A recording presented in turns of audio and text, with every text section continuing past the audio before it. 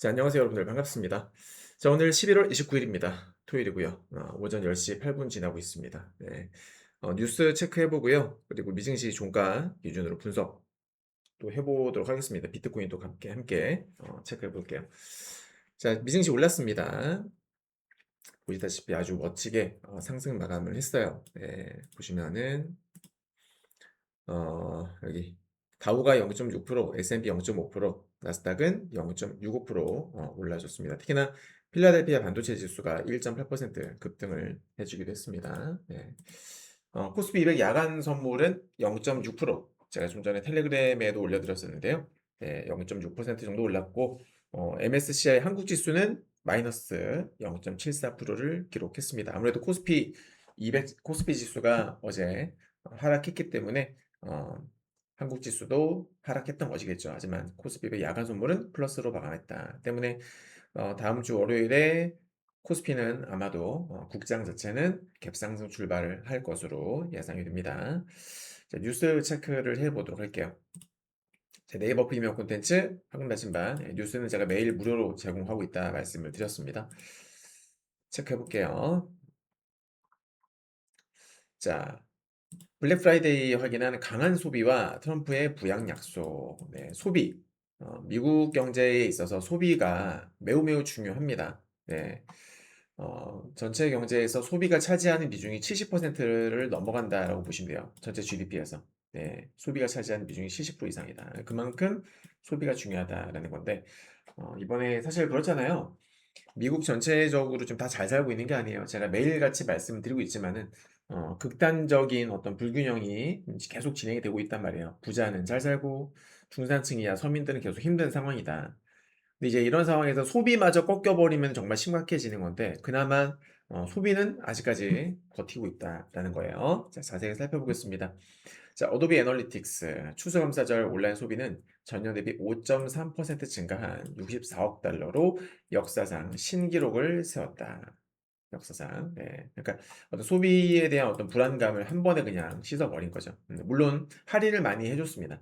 네, 할인율이 다소 높았기 때문이다. 네. 전자제품 할인율은 최대 28%, 의류 25%, 컴퓨터는 23% 인하가 됐다고 합니다. 추수감사절부터 사이버 먼데이까지 쇼핑 계획 인원은 1억 8,690만 명으로 역대 최다 기록을 세웠다라는. 그리고 또 추수감사절 연휴 기간 동안에 15년 만에 가장 많은 36만 편 이상의 항공편이 운항이 될 것으로 예상이 된다. 네. 그러니까 이것만 보면은 미국 경제는 아직까지 괜찮구나 라는 것을 볼 수가 있죠. 알 수가 있죠, 여러분들. 네. 자, 트럼프가요, 관세 수입을 고려해서 향후 2년 안에 소득세를 완전히 내릴 수 있다고 밝혔다. 네, 거기다가 내년에는 고소득층을 제외하고요, 1인당 2,000달러의 경기부양 수표를 주겠다고 약속을 했습니다. 민심을 잡겠다라는 거죠. 네. 자, 엔비디아는 힘을 쓰지 못했고 실제로 엔비디아는 어제 하락 마감을 했습니다. 여러분들 지수는 올랐지만은 엔비디아는 1.8% 하락 마감을 했고요. 반면에 인텔이 어제 초급등이 나왔죠. 인텔이 좋은 뉴스가 나오면서 10% 급등을 하기도 했어요. 자, 세미얼 애널리시스 구글의 7세대 TPU가 엔비디아 블랙웰보다 실효 연산 활용도 측면에서 더 높을 수 있다고 주장을 했습니다. 네. 또 TPU 사용자는 그러니까 TPU 자체의 칩 가격이 낮기 때문에 총 소유 비용 측면에서 엔비디아 대비 비용을 적게는 30에서 많게는 50% 정도 낮출 수 있다고 분석을 했습니다. 자, 파이낸셜 타임스에서요, 중국 기업들이 미국의 수출 규제를 피해서 해외에서 엔비디아 칩으로 AI 모델을 훈련하고 있다라는 그런 보도가 나왔습니다. 네. 그러니까 미국이 계속 규제를 하니까 이제 엔비디아 칩이 수출이 되는 해외에서 법인 같은 거 세워가지고 거기서 네, AI 모델을 훈련시키고 있다라는 거죠. 사실 이런 것들이 미국이 어떻게 뭐 제재를 가할 수 없는 그런 부분 아니겠습니까? 다른 나라에서 하게 되면은. 자, 거밍치 유명한 애널리스트죠. 애플이요, 인텔의 파운드리에서 저다양 M 시리즈 칩을 생산할 가능성이 크게 높아졌다. 이것 때문에 인텔이 급등이 나온 거예요. 음, 네, 애플 때문에 애플 호재로 인해 가지고요. 인텔의 애플 첨단 칩 수주는요. 실적 개선의 의미보다는 파운드리 사업의 장기적 전망을 더 긍정적으로 바꾼 것이라고 언급을 했습니다. 네. 자, 오라클에 대해서 최근에 오라클 주가 많이 하락하지 않았었습니까? AI 데이터 센터 관련 자금 조달 방식에 대해서 대한 불안으로 신용 부도수와 프리미엄이 2008년도 정점까지 치솟을 수 있다고 경고를 했습니다. 네. 그러니까 AI 전망 좋고 다 좋은데 너무 과도하게 부채를 끌어다 쓰면은 그런 것들은 이제 여기저기서 어떤 우려스러운 시각으로 바라볼 수가 있는 거죠. 예. 명확한 자금 조달 전략을 내놓지 않으면 위험할 수 있다. 이런 얘기고요. 자, 산타랠리 기대감 높이는 월가의 강세 모멘텀. 존 윌리엄스, 그러니까 연준의 2인자 윌리엄스 총재가 가까운 시기에 금리를 조정할 여지가 남아있다라고 언급하면서 시장의 금리 인하 기대가 85%까지 상승했다. 얼마 전에 나왔던 뉴스. 그리고 펀드 스트레스 톱리, 연말 랠리가 다가온다. S&P 500이 올해 말에 7천에서 7,350까지 올라갈 것이다. 네, 이렇게 얘기를 했고요. 자, 이번에 산타랠리는 금리가 낮아지고 유가가 낮아지고 또 경제가 회복세를 보이며 페드가 완화 국면에 즉 이제 금리 낮추면서 또 QT도 12월 1일자로 QT가 종료가 됩니다. 양적 긴축이 종료가 되고요. 페드가 완화 국면에 접어드는 등 모든 요인이 위험 자산에 긍정적인 영향을 미칠 것이다. 그러니까 지금 판은 깔렸어요, 사실. 증시가 오를 만한 발판은 마련이 됐죠. 그죠? 금리도 내리고 QT 긴축 정책인 양적 긴축도 종료를 하고요. 맞죠? 네. 이런 부분들. 그리고 산타랠리에 대한 어떤 투자 심리, 주식은 결국 투자 심리가 크게 작용을 하는데 산타랠리에 대한 어떤 기대감도 남아있는 상황이기도 하고요. 네. 거기다 경제 흐름도 좋고 마침 소비도 상당히 좋았고 연말 소비도 살아나는 분위기고 그러니까 증시가 올라가기에 좋은 조건을 갖추지 않았나 이런 생각이 듭니다 개인적으로. 네. 3분기 어닝 시즌에서요 기업들의 긍정적인 언급 비율이 2021년도 이후에 최고치를 기록을 했대요. 네, 최고치를. 그래서 경영진들의 낙관적인 전망이 매우 높다라고 설명을 했습니다. 거기다 기업들 실적까지 좋으니 금상첨화 아니겠습니까? 네. 단순히 많이 올랐다고 빠질 거다라는 생각은 상당히 위험한 거예요. 자, 나스닥은 7개월 연속 상승 마감 실패. 아니죠. 7개월 연속은 올라갔죠.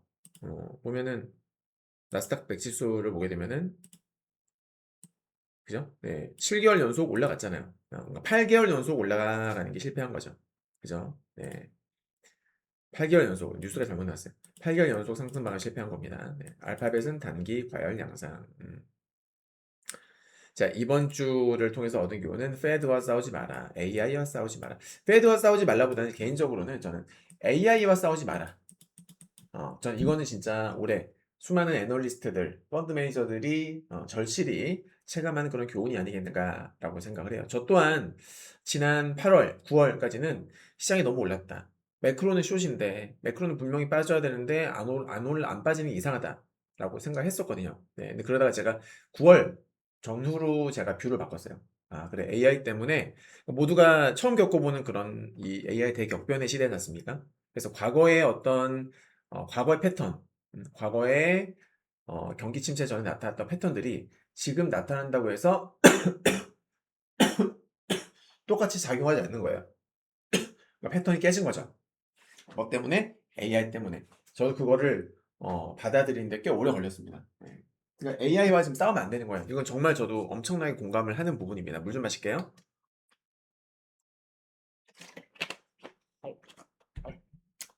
자, 아마존과 월마트 등 대다수의 유통주들이 상승세를 보였고, 심지어 월마트는 사상 최고가 기록을 다시 썼다. 네.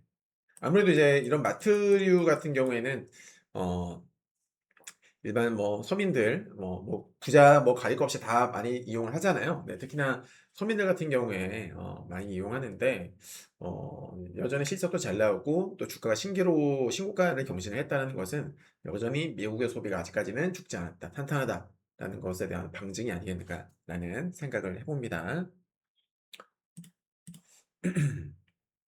자, 다음 주에요.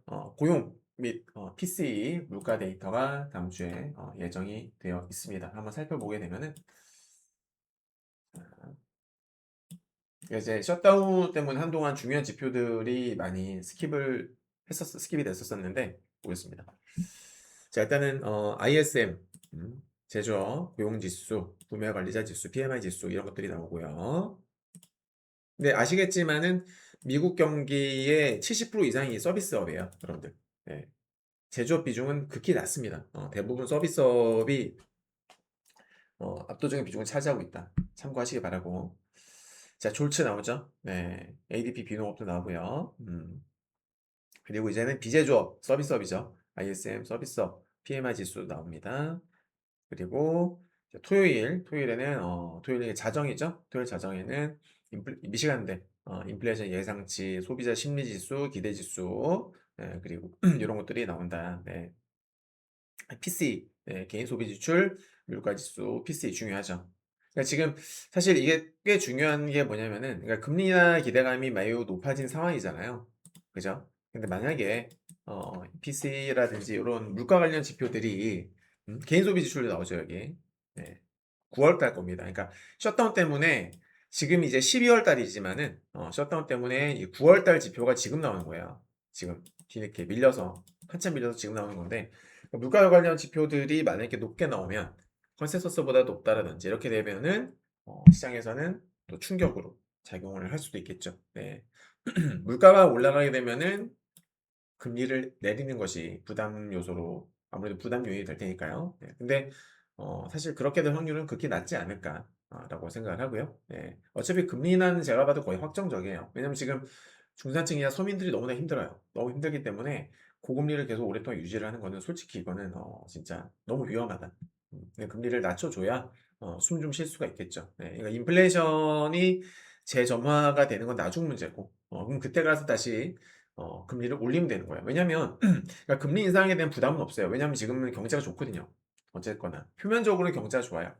그잖아요. 경제가 좋은 상황에서 나중에 인플레이션이 두려워가지고 금리를 안 내리면 서민들이 죽어요 지금. 네, 서민들이.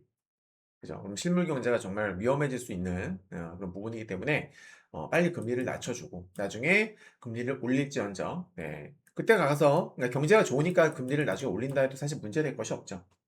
그죠. 물론 증시는 뭐 거기에 대한 조정이 나올 수도 있겠지만은, 2022년도처럼 급격한 금리 인상만 아니라면, 크게 문제될 것도 없을 거고요. 네, 그리고 코로나 팬데믹을 한번 겪으면서 물가 상승에 대한 어떤 경각심, 이런 것들을, 다들 한번 느꼈기 때문에, 두 번 다시 그런 똑같은 일이 반복되게끔 하지 냅두지도 않을 것입니다. 그래서, 금리 인상에 대한 우려는 사실 내려놔도 괜찮을 것 같다. 어차피 당장 얘기도 아니고요. 네. 내년에 진짜 금리 인상하더라도 크게 문제가 될 것 같지 않다. 그리고 실제로 경기가 좋기 때문에 금리 인상이라는 게 2022년도에 공포의 금리 인상이 있었기 때문에 다들 두려워들 하시는데 꼭 그렇지만도 않은 것이 금리 인상은 사실 경제가 좋을 때 하는 상황인 거예요. 경제가 너무 과열 양상을 띌 적에 조금 눌러주기 위해서 하는 겁니다. 그죠? 네. 그래서 2022년도처럼 막 초고속으로 올리는 게 아닌 이상 그렇게 심각한 악재, 추세가 꺾이거나 그러진 않을 거다 그 말이에요.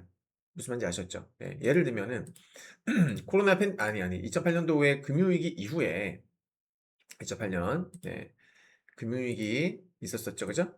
이 이후에 제로금리를 들어갔었어요. 그래서 제로금리 상태가 무려 거의 6년 넘게 지속이 됐습니다. 그리고 첫 금리 인상이 언제였냐면은 2015년도 12월 달에 아마 첫 금리 인상을 했을 거예요. 여러분들. 네. 그 이후에 어떻게 됐어요? 계속 올라가죠. 이런 식으로. 그러니까 경제가 많이 괜찮아졌고 양호해졌기 때문에 금리 인상을 해도 버틸 수 있는 정도가 됐다라고 판단됐기 때문에 금리를 올리는 거예요. 그러니까 금리 인상을 무조건 뭐 심각한 악재로 받아들일 필요는 없다라는 거죠. 오케이? 네. 아무튼 금리 인상은 뭐 경제가 나쁠 때 하는 게 아니라 좋을 때 하는 거니까요. 근데 지금 당장은 금리 인하 확률이 매우 매우 높다라는 점 참고하시기 바랍니다. 보겠습니다. 자, 요건 또 이제 걱정이 되는 이슈이기도 해요. 2025년도 10월 말 기준으로요. 올해 은행 파산 건수 누적이 15년 만에 최고치를 기록했다. 예. 여기 보시면은 지금 짙은 청록색의 음영이 있죠. 요게 이제 10월입니다. 각 연도별로 10월, 각 연도별 10월 파산 수치예요. 아셨죠? 예. 그래서 2009년도에 금융위기가 있었었잖아요. 그 전후로 해가지고 파산 건수가 상당히 많았었죠. 그리고 코로나 팬데믹 당시에도 파산 건수가 꽤 많았었고요.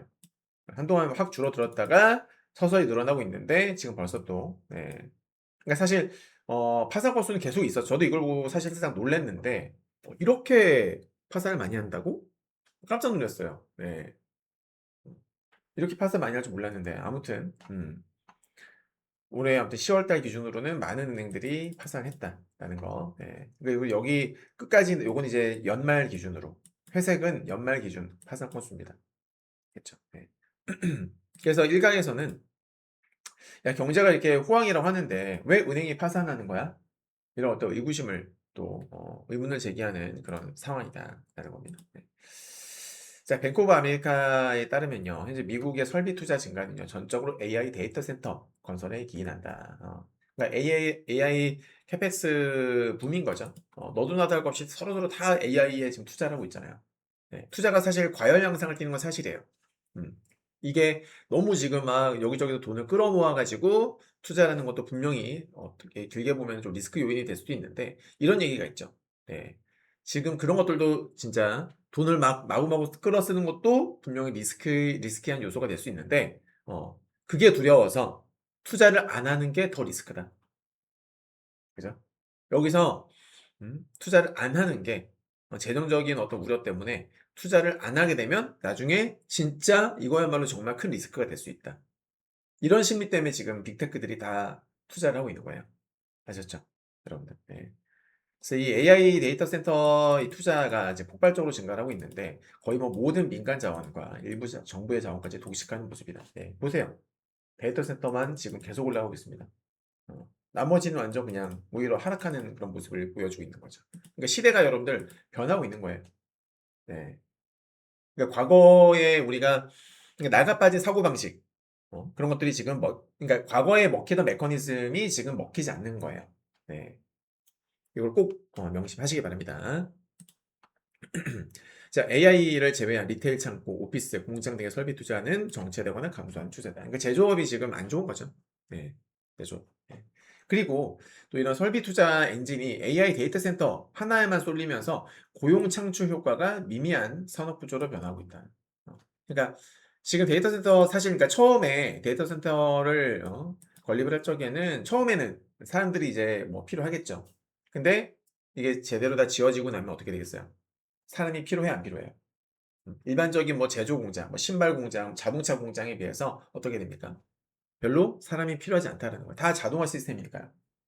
그죠? 네.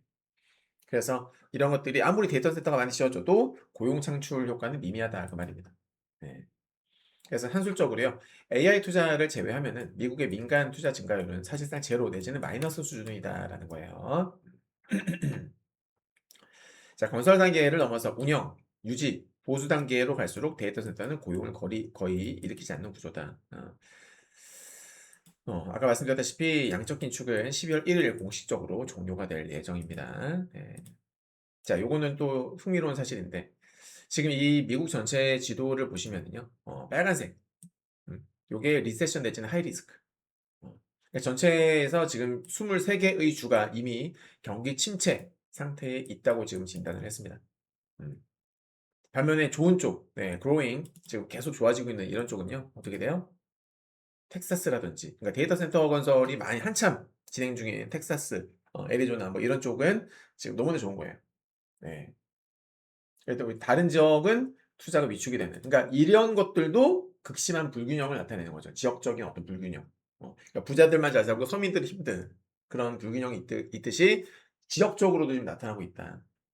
실물 경제 악화와 그리고 노동 약화가 금리 인하를 원하는 리세션 우려론자들의 핵심 논거로 작용한다. 어제도 제가 어제 영상에서도 언급했던 부분인데 그러니까 금리 인하를 할 수밖에 없는 거예요. 아까도 말씀드렸잖아요. 서민들이 죽어요. 이대로 가면. 음. 실제로 서민들 되게 힘들어요 지금. 네, 티가 안 날 뿐입니다. 됐죠?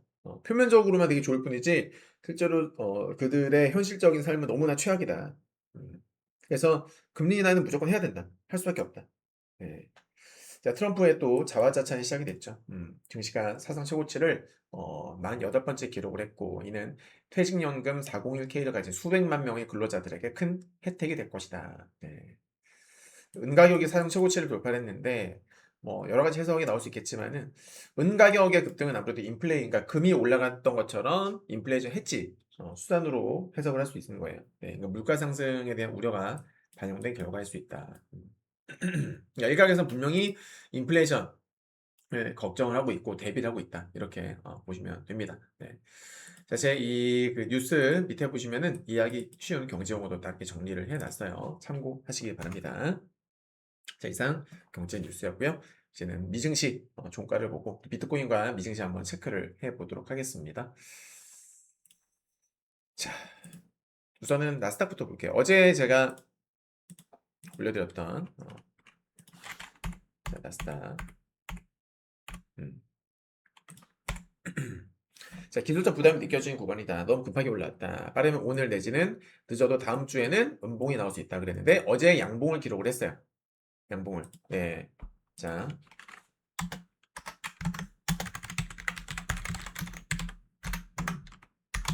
나스닥. 네. 5연속 양봉.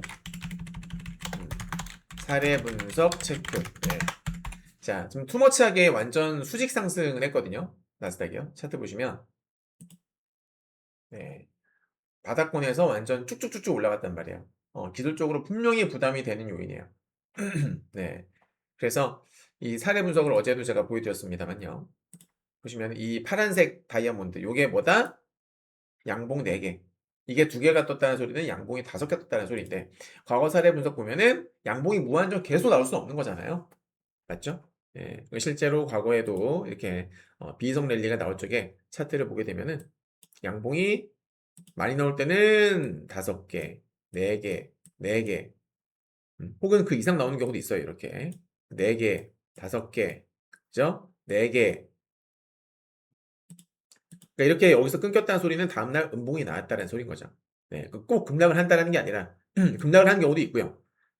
이렇게 아니면 살짝 음봉이 얇은 짧은 음봉 하나 나올 수도 있고 이렇게 급락이 나올 수도 있고 급락이 나올 수도 있고 급락이 나올 수도 있고 그죠? 네, 정해진 건 없는 거예요.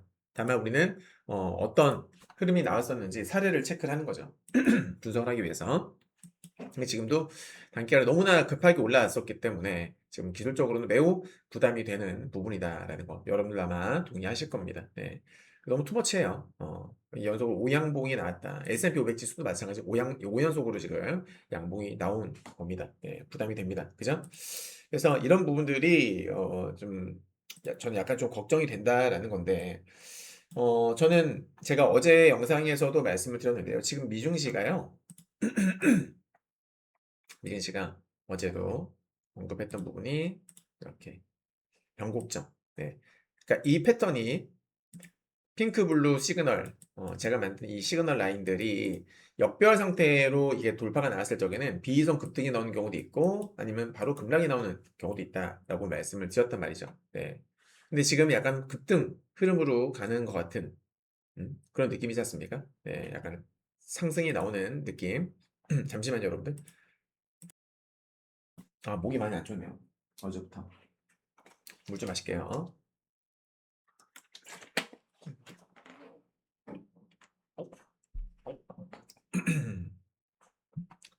아무튼 그래서 중요한 변곡점이 될 수 있다고 말씀을 드렸는데 일단 추가 상승이 나오고 있습니다. 네. 근데 기술적으로는 부담을 느낄 수 있는 부분인 건 맞아요.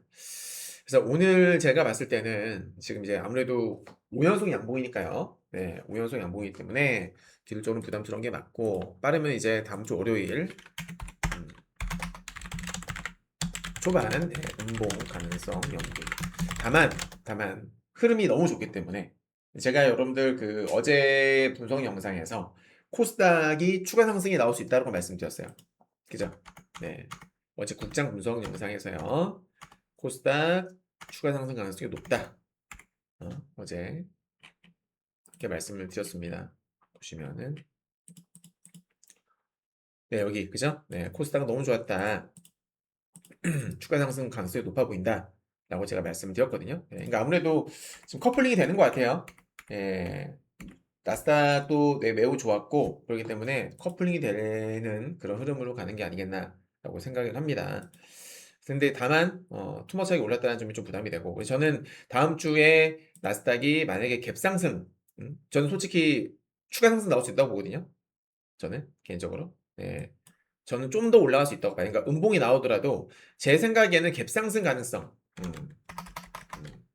개인적 소견으로는 갭상승 음봉 가능성. 아랫꼬리. 네. 그러니까 이렇게 저는 되지 않을까. 대략 그림을 그려보면은요. 이런 음봉이 나올 수 있지 않을까? 음. 근데 이제 여기서 아랫꼬리가 길게 달릴지 혹은 아랫꼬리가 안 달릴지 이거는 이제 알 수가 없지만은 일단 저는 갭상승 음봉이 나올 수 있다고 봐요. 그래서 월요일에는 아무래도 추가 상승이 나올 수도 있지 않을까. 예, 프리장에서 나스닥 선물이 아마 올라가겠죠. 제 예상이 맞다면 올라가야지 갭상승이 나올 테니까. 그래서 그렇게 될 수 있지 않을까. 그리고 대신에 올라가면 조금 차익 물량들이 쏟아지면서 좀 음봉이 나올 수 있는 그럴 수 있지 않을까 개인적으로 생각이 돼요. 지금 계산을 한번 해볼게요. 제가 잠시만요. 제가 예상을 하는 고점은요. 나스닥 지수의 고점을 한번 예측을 해보면은 잠깐만요. 갭 상승이 나오게 되면 최소 저는 제가 보는 관점에서는 100% 장담할 수 없지만 25,530? 25,530이면은 한 0.37% 정도? 네. 자, 제가 적어볼게요. 여기다가. 네. 자, 나스닥 100 본장 기준으로요. 25,530 부근, 네. 여기가 0.37%가 됩니다. 부근, 1차 저항대. 여기 1차 저항대예요. 여기가. 그래서 여기까지 올라오게 되면은 아무래도 좀 차익 물량들이 좀 나올 수 있겠고, 참고하시고. 그리고 만약에 추가 상승, 그럼에도 불구하고 한 번 더 올라간다. 한 번 더 올라간다고 하면은 25,660. 네. 25,660. 여기는 정말 강력한 저항대예요. 여기가 0.89%거든요.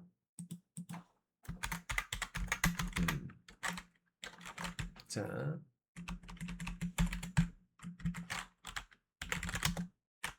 여기는 강력 저항대. 네. 여기는 2차고요. 강력 저항대라고 보시면 됩니다. 여기 아주 음, 강력한 저항대다. 25,660. 왜 여기가 강력한 저항대면은 보시면 여기 황금 백점 있잖아요. 그죠? 여기에요. 얼마 전에 급락을 할 적에도 여기를 찍고 빠지고 돌파했다가 빠지고 돌파했다 빠지고 돌파했다가 빠지고 돌파했다가 또 급락을 했던 아주 중요한 자리가 바로 여기란 말이에요. 그래서 제가 봤을 때는 지금 여기를 찍으려고 건드리려고 올라오는 것일 수도 있다.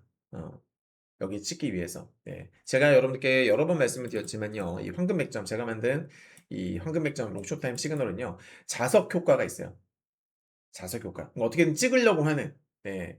찍으려고 하는 그런 자석 효과가 있다 이 말이에요. 음. 그래서 저번에도 급락하기 전에 여기를 굳이 찍고 빠진 거예요. 이해되셨죠? 네. 그렇게 이해하시면 돼요. 그래서 여기도 보시면 자, 여기도 맥점이 형성되어 있지 않습니까? 여기 보이시죠? 네. 여기도 굳이 딱 찍었잖아요. 딱 찍고 나서 급반등 나오지 않았습니까? 네. 자석이라고 여기 자석. 그리고 여기도 보세요. 여기 있죠? 급락했다가 찍잖아요. 저항 테스트, 리테스트가 나온다. 이거예요. 여러분들. 음, 이해되셨죠? 네. 해서 저는 지금 여기 자석이니까 지금 주가를 끌어당기고 있는 거예요. 그래서 여기를 찍을 가능성도 염두에 둬야 된다. 찍을 가능성도. 그러니까 만약에 갭 상승을 했는데 시초가가 여기서 시작했다. 그러면 아마 장 초반부터 와르르 무너질 가능성도 있다. 그러니까 시초가가 얼마로 시작할지 모르는데 여기서 만약에 시작을 하게 된다면은 와르르 무너질 수도 있지 않을까. 그러니까 제가 대충 그림을 그려보면은요. 예, 제가 예상하는 그림을 잠깐 그려볼게요. 시나리오를 세워보는 건데 일단 앞서 말씀을 드린 대로 대충 뭐 25,530 원저리, 530 원저리면은 이쯤 돼요. 이 여기 종가 부분. 네, 여기. 그래서 여기서 갭 상승을 한 다음에 음봉이 이렇게 나왔다가 한 번 더 올라가서 한 번 더 올라가가지고 여기서 윗꼬리가 만약에 이렇게 달려준다. 예를 들어서 뭐 양봉이 될 수도 있고 음봉이 될 수도 있겠죠. 네. 그러니까 이렇게 월요일에는 갭상승 이후에 갭상승이 될 수도 있고 아닐 수도 있지만 대충 예상해 보는 거예요. 그래서 이런 식으로 예를 들어서 이쁘게 마감을 했다. 그럼 그 다음에 화요일이나 수요일쯤에 여기 황금 백점을 찍게 되면 여기서 또 저항받은 상태로 윗꼬리가 길게 달리거나 혹은 장대 음봉이 나온 상태. 지난번처럼 이렇게 이런 식으로 짱대 음봉이 나왔다. 이 자리에서 그렇게 되면은 이거는 좀 위험하다. 음.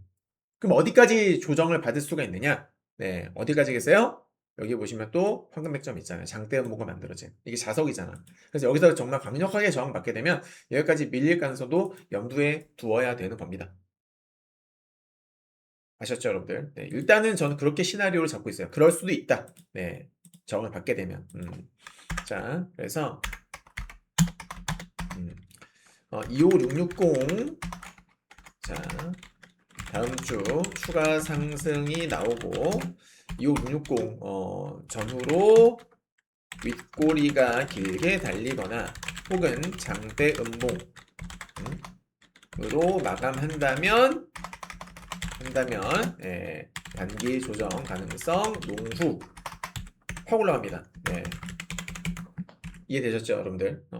올라갈지는 모르겠지만은, 그러니까 1차 저항대에서 확 빠질지, 2차 저항대에서 확 빠질지는 저도 몰라요. 네, 그것까지 알 수 없어요. 근데 여튼 얘네가 저항대인 건 맞으니까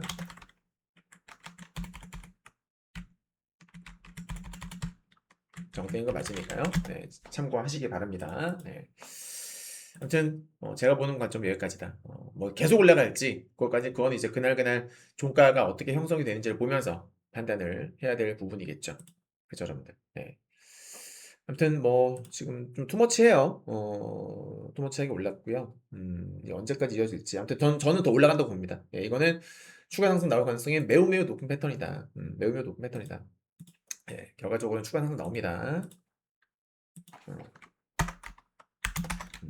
금요일 종가 기준 추가 상승 가능성 높아 보인다. 그러니까 두드리러 가는 거죠. 그러니까 월요일은 롱뷰입니다. 롱뷰 쉽게 말해서 요일은 롱뷰 조정시 만약에 조정이 나온다고 하면은 저점에서 롱뷰로 볼 수가 있을 것 같아요. 네.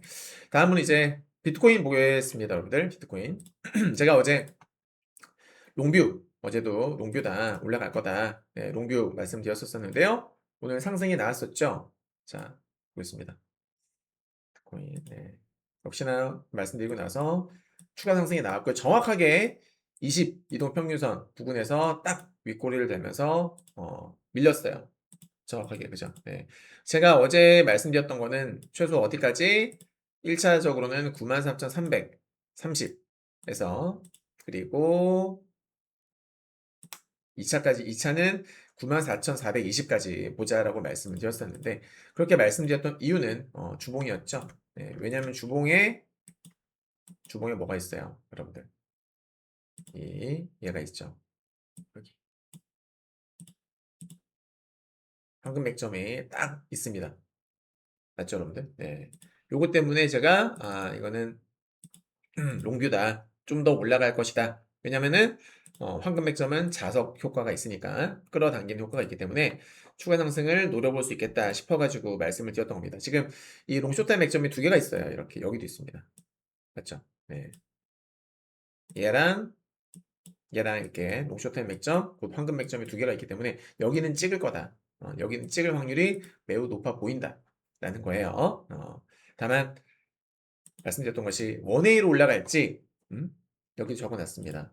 단 원웨이로 오를지 쌍바다 조정 후에 오를지는 알 수 없기 때문에 제가 여러분들께 지속적으로 제시를 해드렸었던 이 방향성 분석을 보고 비트코인 롱을 잡으셨다면 수익이 꽤 많이 났을 거예요. 제가 여기서부터 11월 달에 제가 계속 쇼표를 말씀드렸고 이날 종가를 확인하고 나서 이때부터 롱이다 라고 말씀드렸으니까 지금 수익이 상당히 많이 나셨을 텐데 대응을 하시더라도 안전선 그러니까 이제 익절, 이제 익절가는 잡고 하셔야 되겠죠. 예. 그러니까 최소 어디까지? 익절까지 잡더라도 9200 정도, 만약에 9200을 깰 것 같다 라고 하면 거기서는 익절하셔라. 음, 안전하게 하실 거면은 하셔라. 그래서 지금 보면은 어제 종가 기준으로 9200을 깼었어요. 돌파했다가. 네. 그러니까는 수익권이었다라면 일단은 챙기시라는 거죠. 수익권이었다면 일단 챙기고 관망하셔라라는 겁니다. 그러니까 단기적 관점에서 저는 지금은 관망이에요. 제가 봤던 주봉 목표가는 아직 안 찍었는데 지금 일봉상으로 봤을 적에는 밀려야 될 자리에서 밀렸거든요. 이렇게 되면은 단기 관점에서는 며칠 더 지켜봐야 돼요. 네, 며칠 더. 그동안 수익 많이 나셨을 테니까 지금은 청산하시고 하루 이틀 정도는 종가가 어떻게 형성이 되는지를 보면서 판단을 하시는 것도 좋을 것 같습니다. 만약에 말입니다. 만약에 오늘 그러니까 토요일 종가, 토요일이나 뭐 일요일 종가가요. 여기를 21선을 20일 이평선을 재돌파를 해주는 아주 이쁜 도톰한 양봉이 나와준다라면, 즉 어제의 윗꼬리죠. 이 금요일 종가의 윗꼬리를, 금요일의 윗꼬리를 가득 메우는 이런 양봉이 이쁘게 나와준다라면은 그때는 단기 상승도 노려볼 수 있다. 어디까지? 제가 말씀을 드렸던 여기까지. 예. 최소 1차 93,330에서 2차 94,420 정도까지도 열어둘 수 있다라는 겁니다. 아셨죠? 네. 지금이 10시 44분입니다. 21선에서 그래서 정확히 윗꼬리가 길게 달리며 마감. 금일은 관망뷰. 네, 방향성 없다 이 말입니다. 네. 1, 2일을 더 지켜보고요.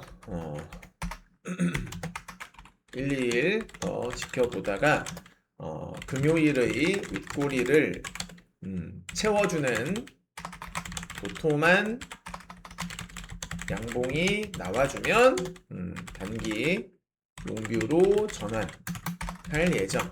네, 아셨죠?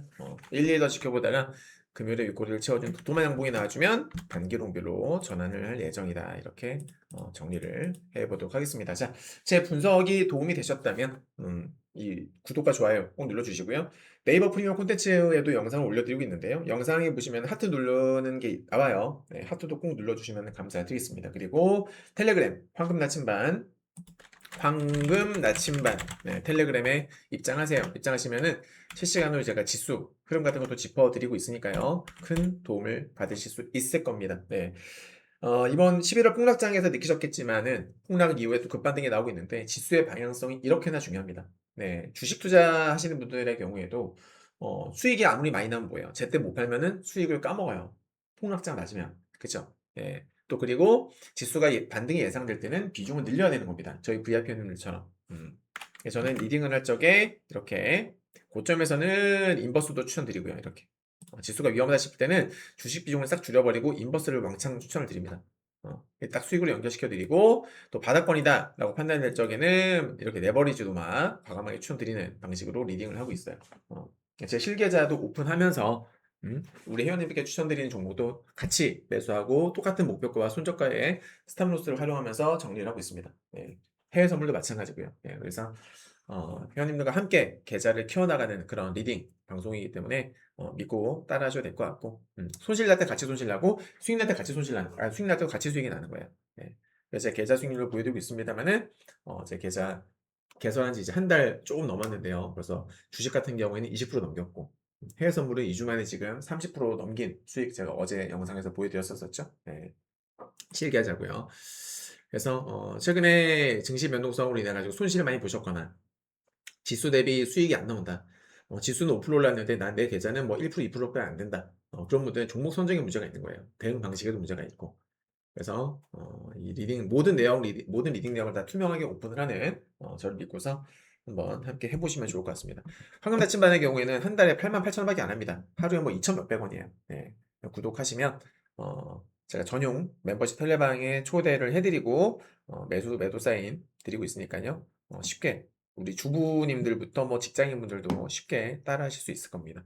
자, 오늘 분석 영상은 여기서 마치도록 하겠습니다. 네, 감사드리고요. 좋은 주말 보내시고 다음 주에 뵙도록 하겠습니다. 감사합니다.